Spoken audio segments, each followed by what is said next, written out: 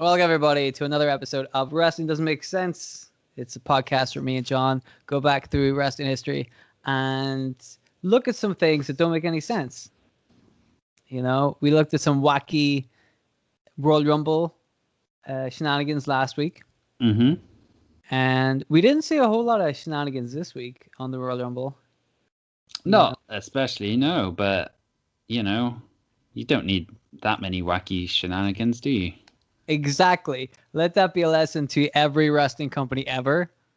Don't need that many wacky shenanigans all the time. Okay, please. We beg of you, no more wacky shenanigans in 2021. I'm looking at you, every major wrestling company. Okay, you can't single one of them out. They're all terrible. Mm-hmm. Anyway, today we're going to talk about a character that I think is pretty infamous in the wrestling world. If you know a little bit about wrestling, you probably heard of this guy. He's no Stone Cold Steve Austin or The Rock or anything like this, but I think his gimmick was what gave him his notoriety. Mm. And the gimmick was maybe a little bit too distracting at times because the guy's a hell of a worker.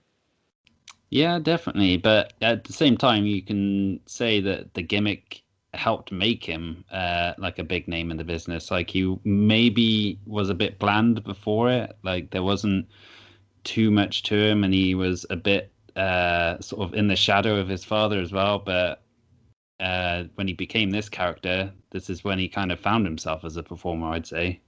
I would agree. That was really when people started to pay attention to him. We are, of course, talking about Goldust. Mm-hmm. You haven't figured it out already. Dustin Rhodes. Dustin Runnels. What do we call him? American Nightmare? Yeah, Seven? Whatever. 7. Black Rain. Black Rain. I was like, what was the one in TNA? Black Rain. I like how he became really successful with Goldust, the character. So everywhere else after that, it was like, how can we do Goldust, but without doing Goldust? 7 was a terrible fucking. I think could 7 be its own podcast, or should we very quickly talk? Because I feel like there's a lot to unpack with that one. Basically, what happened was, Dustin Rhodes kind of went in and out of the wrestling territories in WWF and WCW until I think it was at 95. He was given a gimmick in the WWF. Was it 95? Yes, it was August 95 that he started having his vignettes airing. Is this after he was released from WCW for that? Yeah. Whatever the fuck that match was. Was it some sort of bunkhouse brawl or something, or? Wasn't that in the truck? Yeah. And they're like driving a little bit. Hang on, let me get this straight. So it was Dustin Rhodes, and can you remember who his opponent was? It was Bunkhouse Buck. Okay. I think. Was it the Blacktop Bully, in fact? Oh, that sounds familiar. Yeah, who was Barry Darso, a.k.a. the Repo Man. Repo Man. Smash. We'll definitely be talking about Repo Man at some point, because I love the Repo Man. But, okay, so he got fired from that match because he bleeded, right? Yes, they both did, apparently. Okay, so the issue that WCW had with that match that took place on the back of a lorry, or a truck, if you will, that was fucking driving around town, was that these two guys started to bleed. And it was taped before as well. Like, if they'd had an issue with there being blood on the program, I'm sure they could have done something about it. Yeah, they could have made it green, like in Killer Instinct. Was it Mortal Kombat or Killer Instinct? I think it's Killer Instinct, yeah. But this was at a pay-per-view called Uncensored as well. So it was like... Well, they didn't censor it. That was the problem. They couldn't censor it. It was uncensorable. So that happened. Not off to a good start, but he came to the WWF after that, and they came up with a gimmick for him. I will just say he kind of... I was listening to Bruce Pritchard talk about this, and apparently they had like a meeting where it was Bruce, Vince McMahon, and Dustin Runnels all together, and they were just like shooting the shit, kind of, trying to get to know him as like a person and see what his interests were and that kind of thing, which is where the whole sort of Hollywood side of it came from, like him being like the initial incarnation. He was doing a lot of movie quotes and stuff, and like the look itself was sort of supposed to be like loosely based on like an Oscar statue and that kind of thing. So yeah, like that's sort of where it came from. Yeah, I remember the Oscar. I do remember that it was supposed to look vaguely like an Oscar statue, and that he did a lot of movie quotes at the beginning, which they phased that out.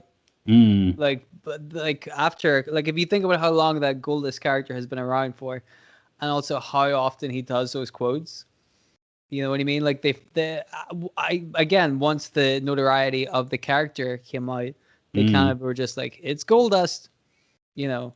It's a bit like Mankind, right? Mankind had a whole like backstory and a thing, and he was deranged and he was a gimmick. But then after a couple of years, it's just, here's Mankind, he's wacky, you know, like all of that shit went out the window. They were two different characters. So I think that was the same kind of deal, like, because at first Goldust was a really interesting character, right? Yeah. Like he came in and he wasn't. I think a lot of people go straight to like, he's a bit gay kind of thing, right? Which obviously they had this weird androgynous thing that they were that was part of the gimmick, but like there was so much more to it than that, you know, like that he was doing this on purpose to get in people's heads. That he was very intelligent, and that he had this fixation on Hollywood and being famous, which again like fits in perfectly with 1990s Americana. That, you know, if people got that part of it, you know what I mean? But instead, all they see is him just rubbing his crotch at his opponents and trying to kiss him, you know?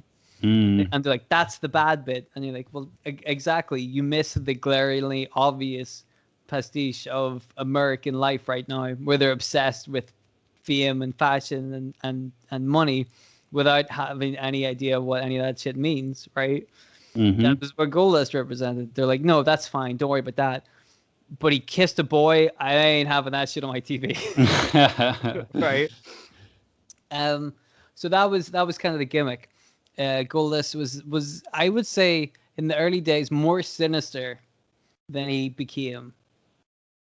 Yeah, definitely. He started off as, I mean, even though he's like, you know, a dude wearing a gold like, you know, jumpsuit or whatever and gold face paint, he was a very serious character, like way more so than like other guys around in that era, when you've got like, you know, Adam Bomb or Duke the Dumpster Drosy or like Mantor or whatever. Like he's like, you know, he's like more of a grown up character, and he was like one of the first sort of like new characters introduced in that sort of era that sort of hinted at the direction that WWF was heading at that time. Like he predated Steve Austin, who obviously came in as the ringmaster first of all, before finding his feet as Stone Cold Steve Austin and like changing the game. But yeah, man, Goldust was he was a definite, like, you know, sign of the change that was coming to WWF. And I'll be honest, he's like one of the reasons I stopped watching around that sort of time as well, because it was, I mean, I was still about 10 or 11 years old, must have been 11 when he debuted, and yeah, it was like, okay, this is starting to get a bit risque now. It's like, you know, my mum wasn't particularly happy with like this strange golden dude like rubbing himself on people and being you know, a bit bizarre, as they kept calling him. And yeah, so that kind of resulted in me just like not watching wrestling for a couple of years. Not completely on Goldust, but like, yeah, like I just stopped watching it because it was getting a bit too, you know, sort of adult, I guess. And my mum didn't want me watching it. Understandable. I feel like, unfortunately for you, that means that you got out right before the time where DX would go out and try to get ladies to show them their titties. Yeah, exactly. All because of Goldust. Thanks a I mean, bunch, Goldust. it's probably not listening to this. Thunder Rosa, if you're listening to this, don't show this to Goldust. He's not gonna be happy. He might be because we're very complimentary. Oh yeah. Because we love the character. Like that guy is so he went for it. That was the kind of character where you had to 100% commit, and he did, and it worked. It probably worked too well, I think was the problem. It was so good. It got so much heat in a time like when you said wrestling was really looked at as hokey and gimmicky, you know, and a little bit silly. Even before the NWO even came in and were the cool heels or whatever, like Goldust got people's attention. Yeah. A lot. And unfortunately, like we said, it was because of the more sexual overtones of the character, which again was just part of the gimmick. It wasn't the gimmick itself. You know what I mean? His gimmick wasn't that just he was a big gay man. You know? That was a part of it. It was like a whole thing, right? But people just see a guy rubbing his crotch on TV and they're like, and again, when you say it out loud, I can see why people might not dig it, but they just see that part of it and go, well, this is immoral, you know? Yeah, but that was part of the reason why if they did that now, it was, you know, there's no way that would fly because they made him a villain based on the fact that he was, you know, acting sort of, you know, a bit like gay and stuff. Like, well, I think they made him a villain because he was making people feel uncomfortable with that. Like he was deliberately playing on that to make those other good guys feel uncomfortable, which is a bad thing to do. That's emotional manipulation. You know what I mean? Like, I don't think he necessarily was like, I'm bad and also I want to have sex with a man, you know? But again, like that's how it was perceived by some people. You know, other people would just see the TV and go, well, that guy's the good guy and this guy's the bad guy. And he looks like, you know, he's a homosexual in this scenario. So they're painting him as a bad guy. They're trying to say that homosexuality is bad. Like I said, I don't think that's necessarily... I can't, for the life of me, can't see them sitting down at a production meeting and go, we got to stamp out this homosexuality. I don't think that was the case at all, you know. But I do think that was the way it was interpreted by some people. You know, I think that character got over so well that it got that notoriety where people would just go, oh, this is bad, without knowing what it is.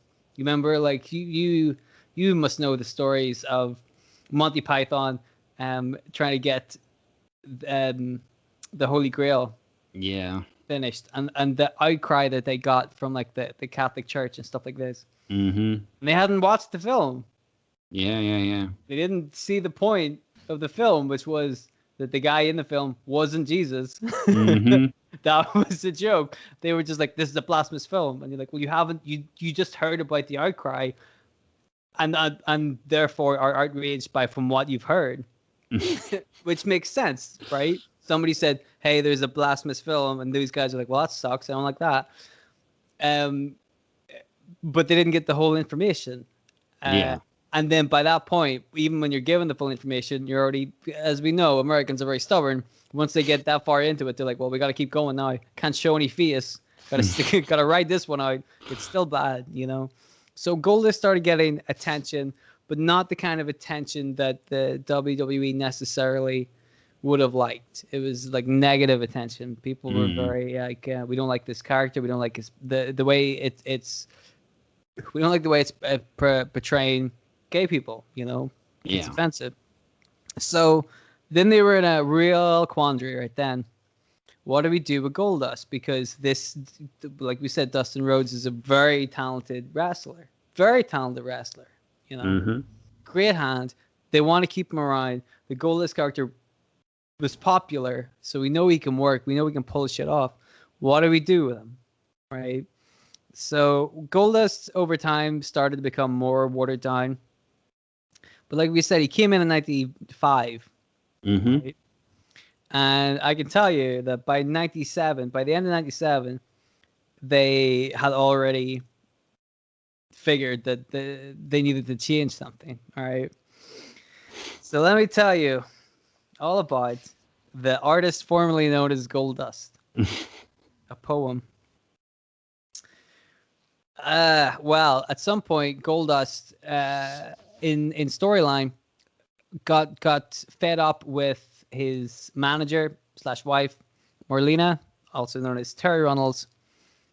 Well, not anymore, I don't think, because they're divorced. But he got rid of her as a manager, and he had enough of the Goldust and the gold paint, and he was going to go through a change. Okay, which sounds okay, doesn't it? Yeah, everyone's got to change at some point. So in November 1997, Goldust divorces Melina on screen. I don't know if they did that in real life at that time. And he calls himself the artist formerly known as Goldust, because he's no longer Goldust. He shed that skin. He's going to be something else, right? Mm-hmm. Now, if that was the premise, you can see that there's a glimmer of a good idea there. Yeah.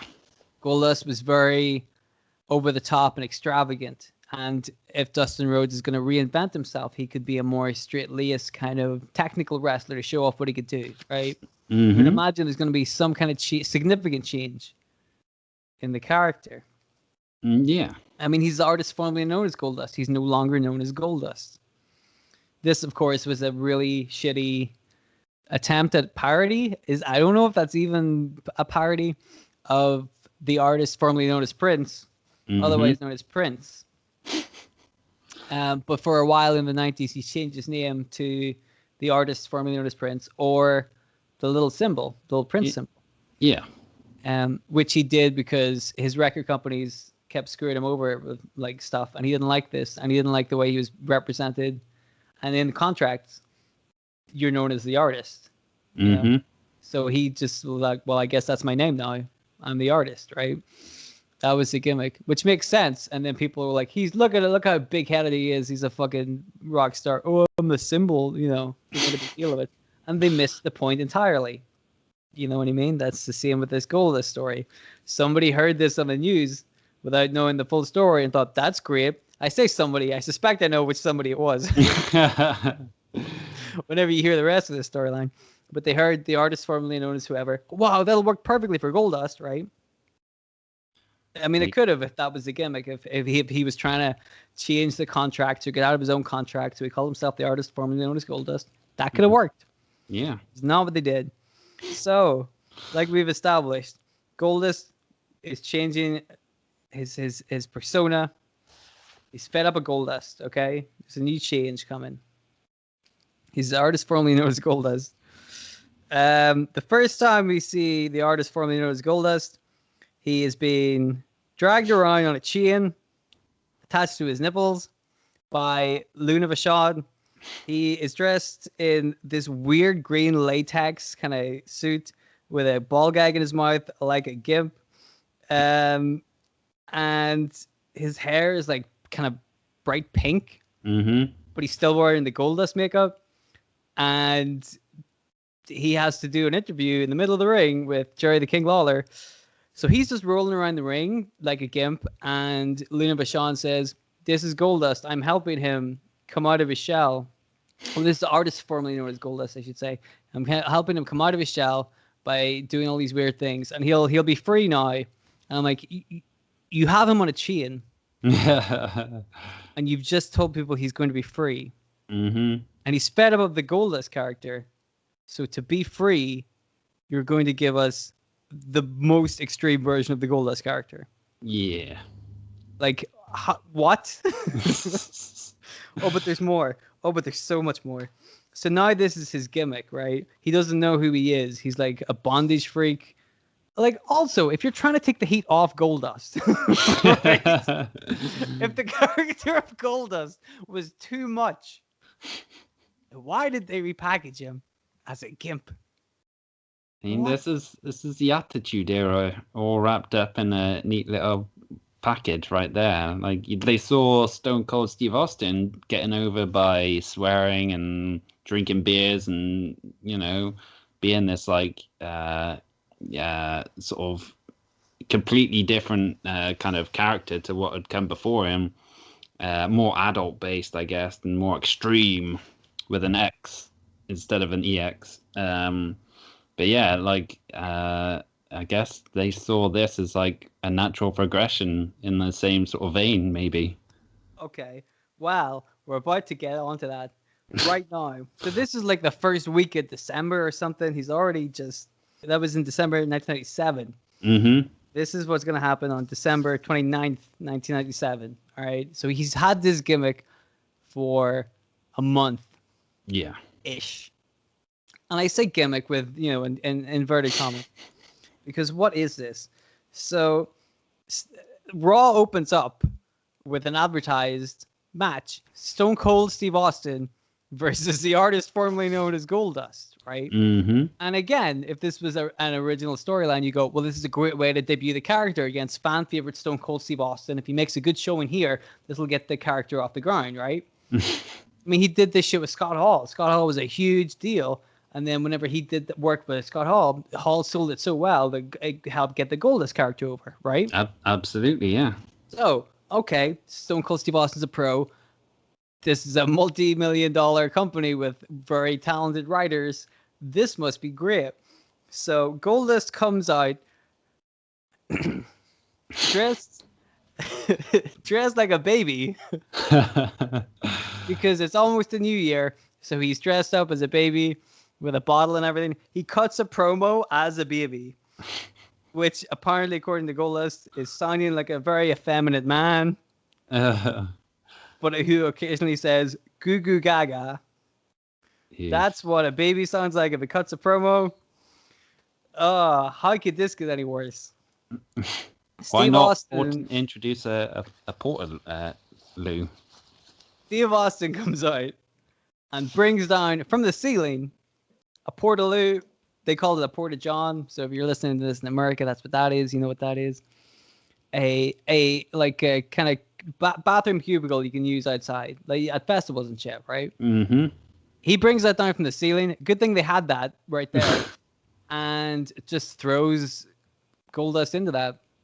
Yep. And that's the match. That's that's how you get a guy over. Oh dear. What the fuck? You think that was bad? Go on Goldust, then. Oh yeah, because he's the artist formerly known as Goldust. The gimmick now is that he doesn't know who he is. He doesn't have an identity, so that's why he's dressed up like a baby. Mm-hmm. That's why later on he goes on to dress up like other people. I saw one where he was dressed up. He was feuding with Vader, so he dressed up like Vader. And I gotta say, Luna also dressed up like Vader. And Luna with the Vader mask on looks fucking cool. You look cool as hell. I'm like, should have done that, man. Lady Vader, that would have been kick ass. Mm-hmm. That's what I'm gonna do. Lady Vader. I'm writing that down. I'm gonna do that on Megan Kayfabe. This is no spoilers because nobody listens to this show. Yes. So he impersonated Vader. He did some other ones. Who did he do? I know he did China. Yeah, I think he did Austin. He did one as Dusty Rhodes. Yes, his own father. And there was one unfortunate one where he was against Flash Funk, and he did Funk Dust, where he came out in blackface with a boombox and a big afro wig. Yeah, I was getting to that one. Yes, I remember that. That was unbelievable. Yeah. That was like, I think the start of 2000 or the start of 1998. Yes. And you're like, how far has this guy fallen already? But he started there at like the middle of 95, right? So now we're just at the very tip of 98. Mm-hmm. And look at him now. He's blackface. He's a baby. He was Marilyn Manson dust. Yeah.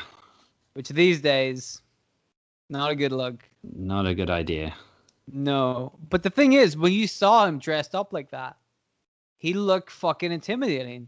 He had He this did. big black singlet on, the white face, but like the kind of red lips, and like this fake like black kind of wig on. I'm like, that shit. He looks like he'd fucking kill a dude. That's how you do it. Do that. Although don't call him Marilyn Manson Dust. That's not a good look. No. Like that would have been. He looked like a killer. Absolutely. No, dress him up like a fucking baby. The fuck, man. So this went on for a while until somebody somewhere said that shit's not working. Pull the plug on that. Like fuck.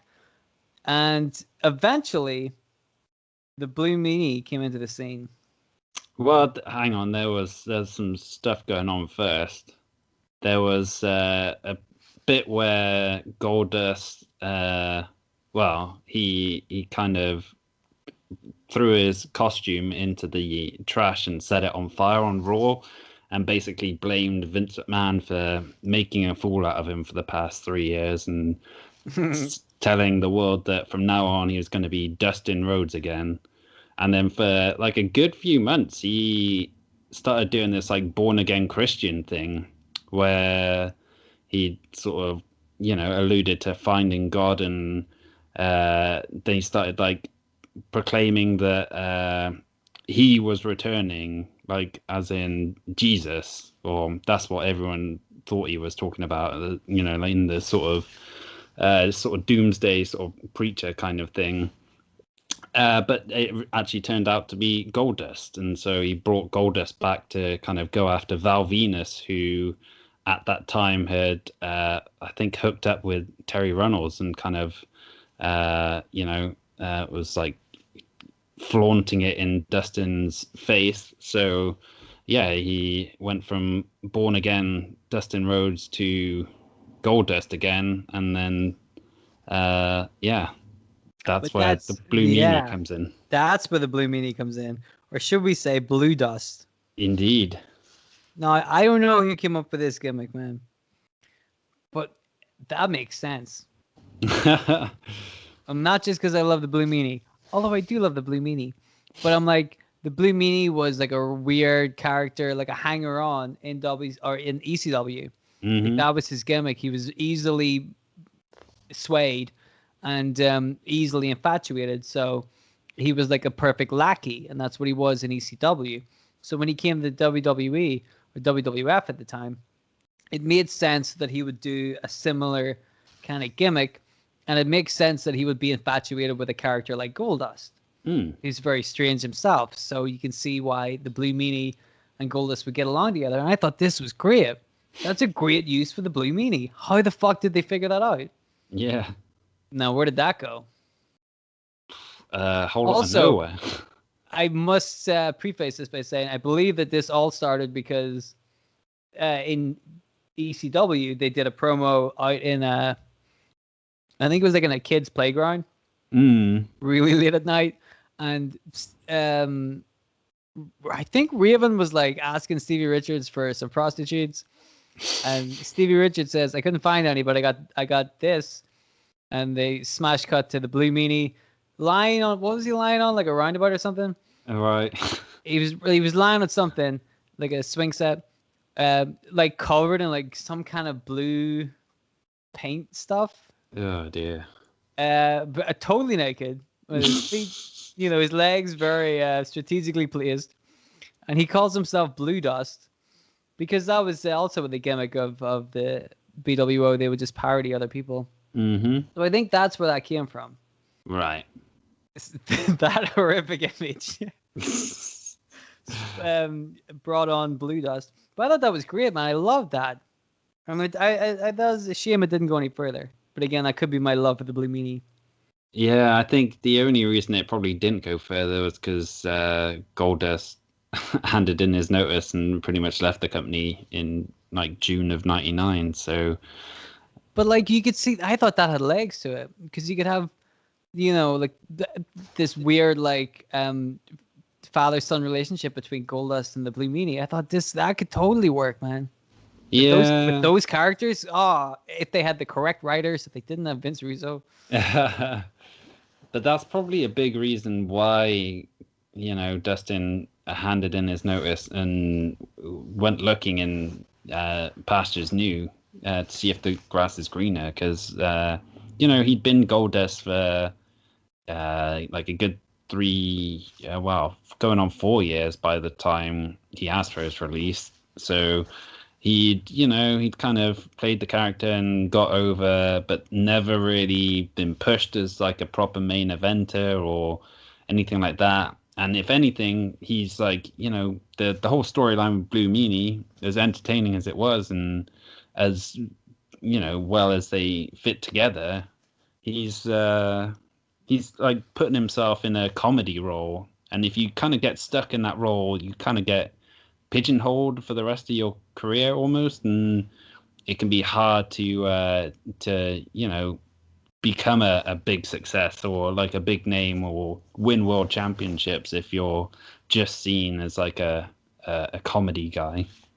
Can I just say, that was the perfect way to hype up exactly what's coming next? Because you're right, he had been saddled with this Goldust gimmick, and he just wanted a fresh start, a proper fresh start, in a different company where he could just show off that he was great, and he didn't have to worry about the gimmick or the face paint or any of that shit. Mm-hmm. So he went to WCW. What did they do? What was the first thing they did? They gimmicked him up, put a little face paint on, and give him a goofy name. Mm-hmm. And go, hey, it worked once.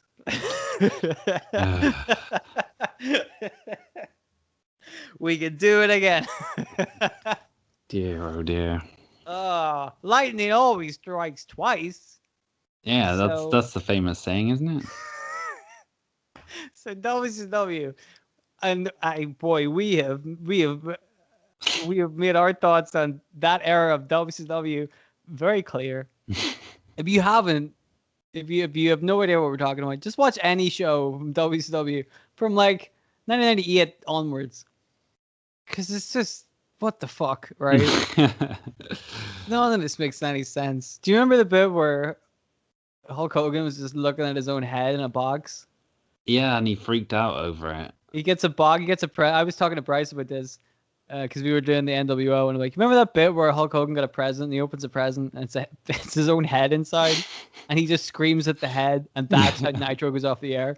Mm-hmm. Bryce is like, no, that's bullshit. That would never happen. So I showed him the video. He's like, what the actual fuck?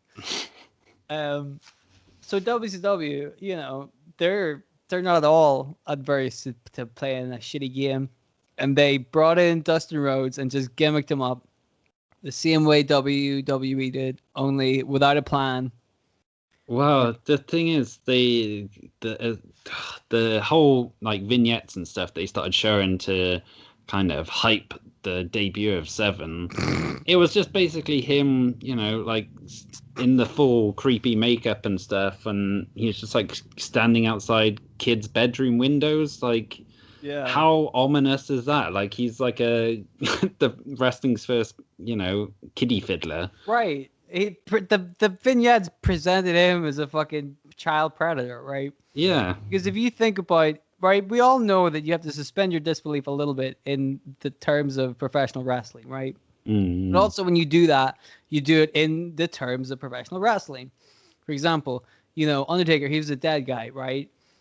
Okay, that sounds far-fetched. But he used his, the fact that he was dead made him a better wrestler because it was really hard to beat him. That was the gimmick, right? Yeah. So when you think about it in terms of professional wrestling, how intimidating is it that a guy is creeping out children? Because the kids aren't the ones fighting. You know what I mean? Hey, Hulk Hogan, I bet you're really scared that I'm just watching a child sleep. Like that, how is that going to intimidate anybody? If anything, they're going to want to beat the shit out of you even more. Yeah. Right? They're going to want to be like, and put them with this fucking guy. What a terrible, terrible use of Dustin Rhodes. Bizarre. So from what I heard, standards and practices got involved with this once again. Mm-hmm. And they said, if we didn't like the last guy, we sure as fuck don't like this guy. Remove this immediately. Never do this. Who thought that was a good idea? My goodness. So the real Swerve Bro debut of Seven is he comes out to the ring and his fucking intro lasts like 7 minutes. It's him like floating down on wires because WCW, I guess they had a load of those fucking acrobatic wires knocking about. Yeah. And they're like, fuck it, give one to everybody. Sting gets one, fucking Dustin Rhodes can get one too. Why not? So he like comes to the ring, he's floating across the sky, and like, there's loads of smoke and shit, and all the arena's dark, and he's got this weird, makeup on, and this hat, and this big old cloak. So he gets in the ring, and he cuts this, quote unquote shoot promo where he's like, "Fuck this shit, I hate wearing this gimmick." I'm like, but you're doing this. Yeah. Like, how? Imagine you hated the gimmick, and you're like, "I'm gonna show them how much I hate the gimmick." So you sit there in like the chair getting the makeup on, which takes a long time, and you go through the harness, safety shit. Mm-hmm. You have to rehearse that spot. You have to do all this shit. You have to put a lot of time and effort into this, and you're willingly doing this just so at some point after hours and hours of this work, you go, "Ha, fuck you." Like, why would nobody would do that? They would just straight up say, "I don't want to do this." That's the kind of thing as well, which I hate about like Vince Russo's booking, where it like calls out the fact that this isn't real, like that he's playing a character and stuff. Like, you shouldn't be doing that kind of shit. You want these characters to come across as like sort of real people in a way. Like, obviously, some are more fantastical than others. Like you mentioned, the Undertaker being like undead and stuff, but he was, he spent his entire career like selling the fact that he was sort of a undead zombie or whatever. Right. Like at least until he joined Twitter, and then they all went wrong. But cameo, not a good look. But like Goldust would back in the day, they knew the gimmick and they kept to the gimmick because that's what you do. Right? You don't break gimmick in the middle of it because it gives away the illusion. And even anybody who pretends to write for TV should know that shit. Yeah. Like, that's, you don't break your character in the middle of it because that gives the game away. And what's the point? It's not edgy. It just comes across as dumb. Right. It's like you don't even know your own show. If the people on your show are like mutinying, well, that's tough. But like, if they're doing it on live TV on your show, how stupid do you look? Yeah. Your show looks terrible. People on it don't want to do it. What the fuck is wrong with you people? How do you not see this, right? That WCW did this. This drives you mad. I'm sure we're going to talk about this at some point in a future episode. But there was a point where they did that on commentary and shit. There was a match. It was like a 4-way match or something. And I know Goldberg and Kevin Nash were in it. Yeah. And Kevin Nash is trying to powerbomb Goldberg, and Goldberg fights out of it and like walks away. And Kevin Nash is standing there going, "What the fuck, dude?" And the commentators are like, He's going against the script. And you're like, oh no, no! Like you like it's like a really it was so it's embarrassing. You know what I mean? Like it's like like it's when you're in a bar and when you used to go to bars and you see like a drunk guy and he's trying to hit on a girl and you're like, this isn't gonna go well. And you can hear him say something like really horrible, and he doesn't realize it because he's drunk, but you're like, So they were doing all this shit, and they were like, oh, he's going against the script. Oh, but why would you admit that? Yeah, like that's how stupid were those writers is to come up with that shit. Like, awful. I wonder why WCW went out of business. Anyway, so that didn't work. Seven came out, publicly derided his own gimmick, and then went back I think then he was he the American Nightmare? He was, yeah. Where because Dusty Rhodes was the American Dream, so this is the American Nightmare. Mm-hmm. And we all know how that ended. WCW went out of business. So in 2002, I remember he came back because I had never seen Goldust before. I started watching in the year 2000. Yes. And, there was no Goldust, but I heard the legends. And it was very much like 2002 was very good for that because I had heard the legends of Shawn Michaels. Mm-hmm. And I wanted to see if the legends held up. And truth be told, they absolutely did. good God, Shawn Michaels is good, right? Yeah, hell yeah. But I'd heard the legends of Goldust, and I really wanted to see him because I heard he was very controversial and a grit wrestler. So I really wanted to see him. So I remember he had a match at No Way Out 2002 against RVD, Mm-hmm. and I'm like, because it was just Goldust, right? Yeah. That was the start of him. Just he was just Goldust. Yeah, That's his gimmick. there wasn't any of the shenanigans that kind of, put him on the map in the first place. Yes, exactly. He was a guy, and he had the face paint, and he had the whatever, but he didn't do anything like controversial or shocking or interesting, really. And sometimes when he cuts promos, he would put in like little Hollywood film lines as well, just because he's been cutting those kind of promos for fucking years, Mm-hmm. But at the same time, the character of Goldust never really did anything like that. And seeing he was paired up with Booker T, and that tag team was fun. Yeah, I yeah, did yeah. love Booker T and Goldust. They were great together. But by that point, like Goldust was a caricature of himself. Mm. Like the character was like that. It's what happens in like all TV shows. Whenever they have a genuinely interesting character, by season 10, that character is just weird. Like that's how they write that character. He's just weird. He just barks a lot. That was what Goldust was, right? He just says a weird thing sometimes. I guess they did try and spruce him up a little bit by doing the whole sort of stuttering Tourette style gimmick where he got attacked by Batista and Randy Orton and thrown into some sort of electrical equipment, which gave him a shock and made him do these like weird ticks and stuff whenever he was trying to speak. Right? Yeah. But also like that's just it's a wacky thing that Wacky Goldust does. Mm-hmm. You know what I mean? Like it wasn't like, and he was the right guy to do it. He did that shit really well. It was funny, but like that was his role now. Him with Booker T, they're the funny guys, and they were funny. Everybody loved it. But then after that, Goldust, he didn't stay around for, when did he leave? 2006. No, he first left in December of 2003. His contract just wasn't renewed because I think he was in a pretty bad way in terms of like he was doing a lot of drugs, which was like an open secret, and he wasn't really in the best place personally to be in the wrestling business at that point. So he went straight to TNA. Like. It was just I'm like, Joe, you were really good at those like bait and switch introductions. That's twice now, where you like big it up and then you're like, and then this happened. And you're like, dang man, you're good. You want to be the host of this show? Oh God, no. I mean, I'm not really doing a great job either, but yeah. So he went to TNA and he's like, well, I've been Goldust for fucking years now. When was that? 2003. So going into 2004. Yeah. He would have been. And so he started Goldust in 1995. So almost 10 years he's been gimmicked up with this bullshit. Mm-hmm. But now it's time for a fresh start. Am I right, fellas? Goes to TNA. Hey, I don't know. What did TNA do with him?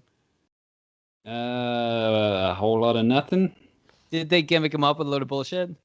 Not initially, no. He came in as the Lone Star, Dustin Rhodes, where he was. I think his first run, he challenged Jeff Jarrett for the NWA title, but like most people who challenged Jeff Jarrett for the NWA title, he lost. That. Nope. Yeah, he ain't getting that shit. And then he kind of just ended up bumming about. Like I think he did some stuff with America's Most Wanted, and I can't remember who else, but by 2005 I think he'd left the company, and again his contract had expired and it wasn't renewed, and that's when he came back to WWE again. When was he Black Rain? So that was the second TNA run, which was in 2007, 2008, where he didn't stay in the WWE very long. No, because again, he was still in the midst of his addiction issues at that time, and I think it didn't really work out for him.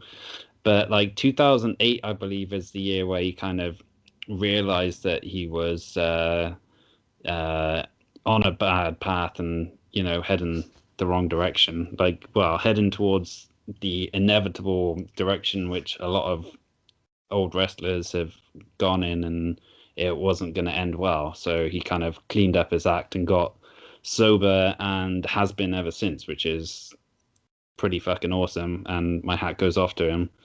But yeah, like just before that was when he was doing the Black Rain stuff in TNA, which again was like sort of a split personality type thing that they were trying to play it up as, where he was, you know, he'd be like the normal Dustin Rhodes, but then morph into this like evil, dark version of himself called Black Rain, who was just essentially Black Dust, I guess. He was he just looked like Goldust, but black. The paint was very similar, but it was like black and gray instead of black and yellow. Yeah. And he was quite out of shape at this point as well. And that's not a knock on Dustin, man. No. I remember Mick Foley being in the TNA, and I love me some Mick Foley. And let me tell you, I did not love Mick Foley in TNA. You know, so we can all acknowledge faults. So, I mean, he's had a hell of a career. Yeah, he's been everywhere. How many times? And boy, he loves wearing that face paint. So Cody Rhodes was in the WWE, and he is the brother of Dustin Rhodes. So at some point, when was this that this started? 2013? Well, it was before the Shield, was it? 2012? He first made like a brief return in I say brief, it was like a good couple of years or so, where he came back in 2008, like at the tail end of the year, and again as Goldust, and again sort of not really doing a whole lot. Like his only real contribution really during that whole run was where he was one of the mentors on NXT back when it was like a sort of, you know, contest thing to try and find the next WWE star, I guess, or whatever. But he ended up getting injured then and becoming like a backstage producer. But he got fired for like a really random reason by the sounds of it. Like there was like a match between Primetime Players and Yoshi Tatsu, and I can't remember who Yoshi's partner was, but either way, like the Primetime Players gave Yoshi like a sort of double powerbomb type thing, which resulted in him having like a really bad landing where he could have got injured. And for some reason, because Dustin Rhodes was the producer of the match, he got blamed for this and fired. So that was in 2012, I think it was. So he was on the outs for like a good year or so, but then got brought back in 2013 as like a full-time wrestler again rather than a producer. And that's when he kind of hooked up with Cody Rhodes again. Because Cody Rhodes changed his name to Stardust? Yes. Because why not, right? It worked once. It'll work again. Mm-hmm. So he was Stardust, kind of aping Goldust without any of the nuance. I mean, boy, we left that behind in 1998. 1997, I guess. Any nuance that Goldust character would have had, it's all gone. And Goldust and Cody Rhodes, Stardust, teamed together. They were tag team champions, I believe. Mm-hmm. So I seen them live. Oh, wow. There was a house show in Belfast a long time ago. The only one I've been to in Belfast, I think. And it was clearly like the B town. Mm-hmm. Like the main event was the United States Championship. But I was happy about that because it was I believe it was Bray Wyatt versus Dean Ambrose. Oh, nice. So I was like, this fucking rips, dude. Fuck the heavyweight championship. And one of the matches was the Dust Brothers. That's what I call them. I don't know if everybody else calls them that. The Dust Brothers. I don't remember who they defended their titles against. But yes, so I've seen that. After a while, Cody Rhodes wasn't a big fan of the face paint anymore. Mm-hmm. So we took it off and he left. But this time, in traditional Rhodes style, there was no other company for him to jump to wear face paint. So he thought, fuck it, I'll make my own. And the face paint I'll wear will be tattooed permanently on my neck. And hey, can my brother come too? And that's pretty much. I mean, the WWE let Dustin go because he was starting to work as a backstage producer by then. I think he'd been injured for the last maybe 6 months to a year of his contract, so he wasn't being used regularly at all. And like before that, he was in a tag team with R-Truth as well as the Golden Truth. But yeah, like, you know, he was winding down his career, it seemed, at that point. Like, I'm not sure how old he was. Must have been sort of in his mid to late 40s.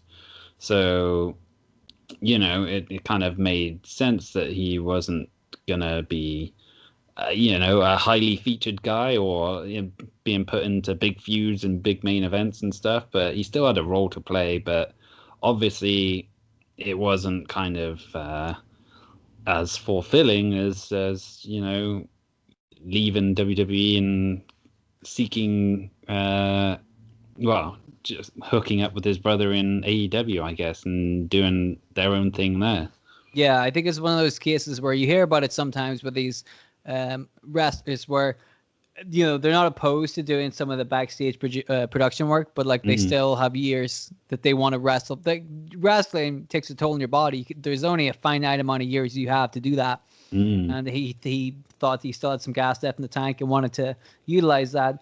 And it makes sense from Goldust's point of view, where you got a guy like Goldust who's got so much experience. And if you put him in the ring against some of these new guys, he'll be able to teach them the ropes and they can learn on the job. Like, he's the perfect kind of guy to spend a year or two just kind of helping these guys along in the ring. And then he could move on into a more backstage position, you know? So, I mean, it makes sense from that point of view too. Yeah, and he, by the sounds of it, he's also started his own wrestling school officially over the last year or so. So now he's taken more of an active role in training up the next generation of you know, wrestlers who will no doubt be making their way into AEW at some point. Like, I think a few of them already have started appearing, like Hook, who is Taz's son, is someone who was training under Dustin Rhodes, and same with Jade Cargill as well, I think. So okay, let's not go bragging about that one. Yeah. Wait, Taz didn't even train his own son? Nah, Taz is too busy managing Brian Cage. I mean, clearly there's a lot going on there. Surely it takes more than Taz to be able to manage that, because God knows what the fuck's happening there. Although this isn't the show where we badmouth All Elite Wrestling. We're talking about Goldust. So that's it. That's kind of the history of Goldust. It's a very interesting character. I think by now people still think of Dustin Rhodes as Goldust, but they think of, I know a lot of people still think of like the very sweet kind of 2003 version of Goldust. They're very fond of that. I'm like, all right, but you know, maybe you should check out some of his older stuff, like the really early stuff, and you know, just get a really appreciation of where that kind of character could have went. You know, because there's nothing like it on TV nowadays. No, definitely not. There's nothing that pushes the envelope the way that Goldust character did, and like that was kind of the point. You know, it's like, well, why do you find all this shit outrageous? But you know, it's just a guy being weird, you know. It's one of those questionable characters that kind of makes you. It was like a bad guy, but with more like shades of gray. Yeah, you know? there was nuance to it. Yes, which is exactly what you were saying about those other guys. It's like Atom Bomb is just a guy who was in a nuclear bomb explosion, obviously. You know, like that's his backstory. It's a Street Fighter fucking intro, you know, that's it. Exactly, yeah. It just doesn't need to be fucking whatever. The Goon, he used to play hockey, fuck him, you know, that's it. Whereas Goldust, you're like, what the fuck happened there? Like, what is this character? Mm. There was a lot going on, and I think that it got diluted, as you know, all those things do. But at least we got some quality Goldust out of it, and he's had a hell of a run, dude. He has, man. Like, if you think about it, even though he was in and out of WWE a lot over the years, he was pretty much playing Goldust for like 24 years, really, which is insane. Like, that's the sort of longevity that, you know, Undertaker's had as in that gimmick. And like, Kane has been Kane for like almost 25 years as well. So, but he looked great. Like, yeah. you look at him now, fucker looks great, man. Absolutely, and he's healthy. He's clean, and he's you know still doing really good work. What more can you ask for? I mean, he's still one of the more entertaining people on that show. Yeah, you know. But like, what do you expect, man? Guys, he's a quality dude. You know? He's a pro. So that's Goldust. I mean, there's a little history of Goldust. Goldust, if you're listening, hi. Thank you. We like you. Indeed.